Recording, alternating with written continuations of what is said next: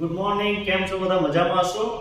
ધોરણ 9 ચેપ્ટર 1 સંખ્યા પદ્ધતિનું સ્વાધ્યાય 1.5 કરવા માટે આપણે જઈ રહ્યા છે. જો તમે આગળના વિડિયો ના જોયા હોય તો જોજો અને 1.4 સુધી આપણે એ વિડિયોમાં કવર કરેલા છો.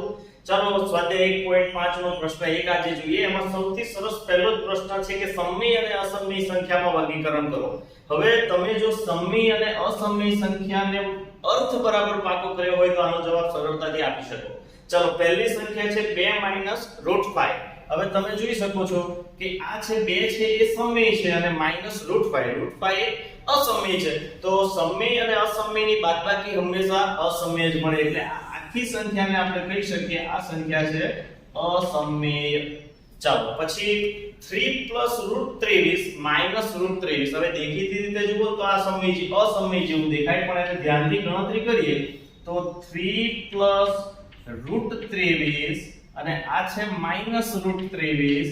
તો તમે બરાબર જુઓ તો આ એક વખત √23 માંથી એક વખત √23 તો બાદ થઈ જવાના, એટલે આનું થઈ જવાનું 0. તો પછી આપણી પાસે વધુ શું?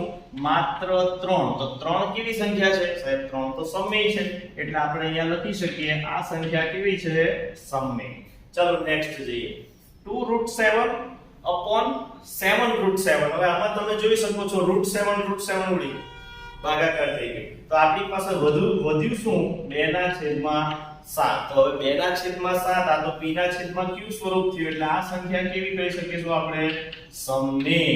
ચલો 1/√2. હવે જો ભાગાકાર છે, ઉપર સમય છે, નીચે શું છે?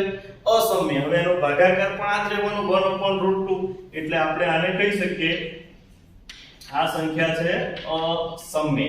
ચલો 2 * π.